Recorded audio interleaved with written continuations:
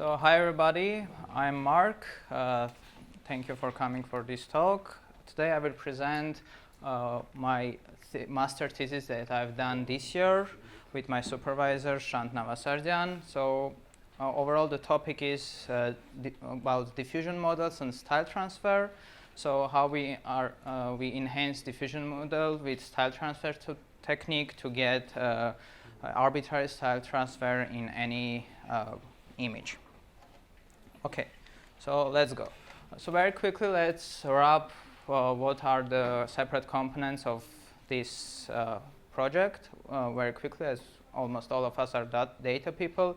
So style transfer is the process of having the content image, the style image, and after some computations or some model application, the style of the style image transfers to the content image as presented in this image. Okay, so what are the main techniques of the style transfer? There we can separate them in the three main points. So in the first, whenever it got like invented, let's say, the optimization-based techniques were applied. So during that, one style is applied to one content. After then, the progress got in a place where you can apply one style to many content images, and you have this approach and still have constraint only having to apply one style to one image. And in the end, already there are neural networks that are doing many style images to many contents, and it's taking much less time. So you have arbitrary image, and you can transfer arbitrary image style to arbitrary content. So our approach is belonging to the third point of this transfer technique, and we'll discuss further. So very quick recap of diffusion models, how they're trained, how this is working. So diffusion process, there's a forward diffusion and backward diffusion process.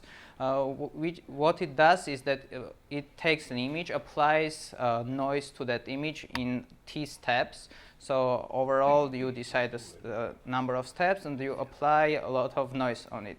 So in the end, you almost get a whole noisy image. And then you train a network which learns how to denoise this image to the initial input. So after the forward process, you get xt, and for the backward process, you get almost identical x0 image. So these are the diffusion forward and backward diffusion process. Quick recap. And already everyone knows the magical output of these kind of models. You can see all of these are generated images from different models, and it is quite beautiful and interesting. So what are the main diffusion models that are now in the research? So the main ones are Imagen from Google, or DALL-E 2 by OpenAI, and Midjourney, and also the very famous stability AI publication, Stable Diffusion. And the novelty in the epicness of this is that they release the weights and everything, the model, open source everything, so everybody can take this model and do whatever generation, whatever research, continue doing their job. So also, what is the main difference of Stable Diffusion compared to other diffusion models is that other models are working on pixelated images. So they take the pixelated image and they apply this noise and then the denoising process.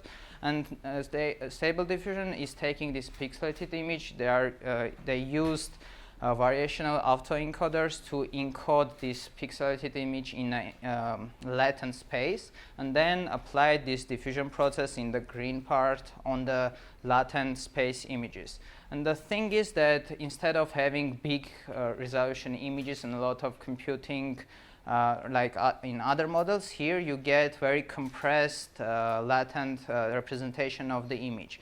And because of that, you can apply the stable processes and inference on very low machine requirements, such as Google Colab and, I don't know, your base computer at home. So what are kind of main problems with diffusion is that you use a lot of text to describe something for the generation. But what is the thing is that it is quite difficult to describe everything only with text. So for example, if there's some unique style, you cannot just very easily describe this style with words. So this is like a problem when if you are trying to generate something that is not very well known, like Van Gogh style, or let's say you are a local painter that wants to generate images with your own style, and it's very difficult to describe it with text. So therefore, we come up with this method, Diffusion-Enhanced PatchMatch. So what we do, we take the content image, the style image, and during this diffusion process, we apply style transfer algorithms in some of the steps of the diffusion, and in the end, we after the denoising process, we get this style transfer image. So very quickly, what style transfer techniques are we using during this process? So the main thing is the patch match algorithm. The idea is to have the content and style image, put it through the encoder. After that, these latent representations of two different content and style images are cut into patches. So you have many patches for the content image and for the style image, and afterwards you do patch swap. So you calculate the closest distances between these patches, and whichever one are the closest ones, you swap between each other. After that, you put it into the decoder, and you get this transferred, style transferred image. So we do it during the diffusion process of diffusion model. So here the S0, this is our architecture of whatever we're doing. S0 is a style representation, encoded representation of the style image, and content C0 is the content representation. So we choose like 100 steps of noise applying, and we only apply 100 steps of inference, and we only apply the first 15 steps that apply that noise. So after 15 steps, we get S15 and C15. So these are noised images. And for these two images, we apply the patch match or patch match WCTR algorithm, like different, on each other. And we get C head image, which is this image after patch match algorithm, the noised image. And then we do reverse diffusion, and we get the C head 0, which is already the denoised style transfer image. After that, we decode it with the decoder of variation autoencoder, and we get the whole images. So this is the main architecture, and here are the results of our approach. So you can see there are four images there. The content image, the upper left part is a style, and the right image as the transferred style transferred output. Yeah, the four different images, as you can see, in the left, down left part, it transferred all these color things and all these cubes to the flowers there. And overall, these are the results. So a couple of details how we implemented this. So we took the images from Pascal Vogue dataset for the content images. We used WikiArt images for the style images. The standard resolution we used 512 to 512 pixels. This is regarding to images. And for the stable diffusion, we chose the LMS discrete scheduler with equal to 100 time steps, and also we used different versions of stable diffusion, 1.4, 5, 2, and 2.1. For the code part, we used PyTorch for coding, and we used the local GPU that you can see there. These are the all details that we used for the model building and inference. So of course, after that, we need to compare the results with other methods and understand whether they're good and or not. So we choose 3 different methods of style transfer that our other researchers were applying, and we did both qualitative and quantitative comparison of these methods. So here you can see the grid of our method versus another 3 methods. So the content image, style image, the third column is transferred with our method, and the last 3 columns represent different other approaches of the other researchers.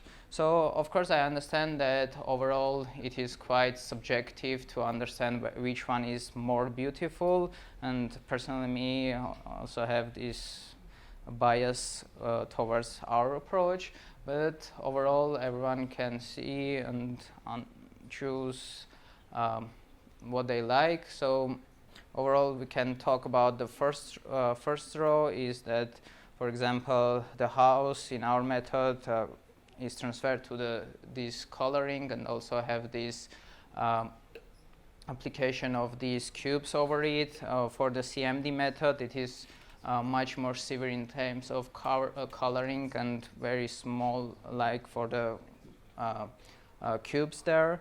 For the EFDM method, it is too much transferring of this style and too distortion over there. And the last one, personally for me, it is not that beautiful if you're comparing with the others. So overall, a lot of style transfer papers also do this kind of comparison, qualitative. So they hire a lot of people, and like everyone says which transfer they like, and that's how they compare with other methods. But with this, we also did quantitative comparison. We computed the content loss for these different methods across 100 images, and with the content loss, we used the perceptual similarity loss. And for these 100 images, which were randomly picked, our method performed better. So lower score is better because it's a distant metric. So content preservation, our method does better content preservation than other methods. And this is about comparison with different methods. And also we did a lot of other experiments during the research and doing our thing. Yeah, and one thing I forgot to mention, that this method doesn't require any training of the diffusion model and or other models. It is applied during the inference, so there is no need to gather a lot of images and do training. Just apply this approach during the inference of the diffusion model. So here, during this our PatchMatch algorithm, we used different versions. So PatchMatch only, we used PatchMatch and WCT algorithm, which is also some style transfer technique. We used PatchMatch with by applying multiplying with some constant sigma to the PatchMatch. We find out that there's kind of variable number that is giving better results in that case. And also we did all together the PatchMatch, sigma, and WCT. So here you can see experiments of that results, and for the PatchMatch only, there the images turn out a little bit blurry there. We understand that, and for the applying everything distorts a lot the content of the image, and overall they are not the transitions between colors and object are not smooth. So the best ones are PatchMatch and WCT, or PatchMatch applied with sigma, as you can see in the 4th and 5th column there. We also experimented with using different versions of the stable diffusion, so that we make sure that it's not dependent on a specific version for our approach. And it turned out that for all the versions of the stable diffusion, the results are quite similar. There are very little differences there, but overall the results are the same. So anybody can use any version of stable diffusion with this approach if they wish, and nothing will be changed. And finally, we thought that it might be interesting to apply this patch-match algorithm in different time steps of the noising process. So we have like after consecutive steps, applying this patch-match algorithm in 10 steps and etc. And we find out that actually only applying patch-match algorithm on the 15th step of the noising process is giving the best results here. You can see it if you use more steps, it gets worse, and in the end almost distorts all the content image, and only style components are left in the image. And yeah, actually, overall, this is what we did. By the way, a very good thing that our paper got accepted to CVPR workshops for this year. So it already passed, but we were accepted on generative models for computer vision workshop. Yeah, and that's it. So this is my LinkedIn account, and also QR code for the paper. If you wish to investigate more, you can go and see. Yeah. Thank you. If you have questions. Actually, I have a little question about, do you aware of control net, of course, yeah? Mm-hmm. Why should we use style transfer if we can just take control net and image to image and like do anything we want with that, with a consistency around the image, like do depth map, do some kind of edge detection with the Anania and so on. So with the control net, you will preserve the content of the image or whatever you want in the right place, but it still will be difficult to describe the style with the text that you want to apply to the image. So the thing there, that you will get the content in whichever form you want. You can use as a style image to image, and yeah, that's it. You're saying to get the style image and apply control net with, yes, that's also another approach that will work. We just concentrated on this direction. It will work also. Do you think any other architectures like I don't know, Delhi or something like this can yield better results just because of its different catching of the idea of the text and representing it, something like this, or it should work the same as the stable diffusion? The question is whether other diffusion models would also work with this approach? No, is this, as I may understand, this is like a model agnostic and this can be applied to any model, diffusion model. I mean, do you think there will be a difference if we change the architecture? I mean, the metrics, are they going to be better or worse if we have a different architecture? Okay, actually, the patch-match algorithm is working good with the encoded image version. So the original one was using the VGG encodings to do this patch algorithm. So other diffusion models, as I understand, no, they are not encoded with encoder. They're just using the pixel space. So I think there might be some difficulties there because of that. But overall it might work, but I think with the stable diffusion one, as it is more closer to the original origins of the patch match, it would work better.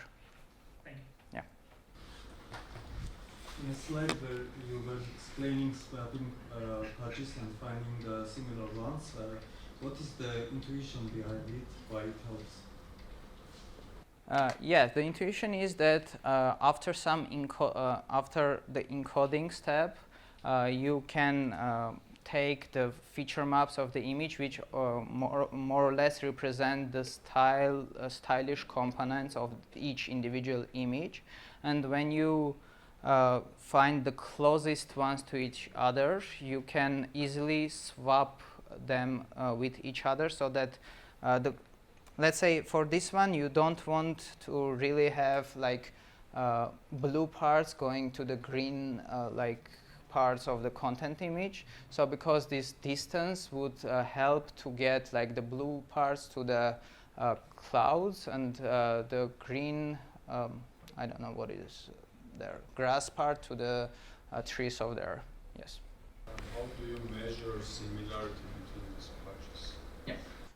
It is, I have a slide for that in case I get that question. So it is using normalized cross correlation measure here to get, so this distance metric. I'm wondering, you have this ablation study for number of patch match steps, and what about like position of patch match? So instead of 15 having 20 or 30, yeah. We have, I didn't include in the presentation for some reason, but in the paper we also talk about it. We understood that if we take more steps, it is already like distorting the content of the image, so that during the denoising process it is getting the style transfer very good, but content is a bit different. And if we take like very initial steps in the beginning, like 5 and 6, let's say, the style transfer is not beautiful enough. The content is preserved, but it's not very style transferred there. And if you go forward, then? If it's higher than like 15, 60, the content is changed completely. The style is transferred, but the content is changed. Thank you.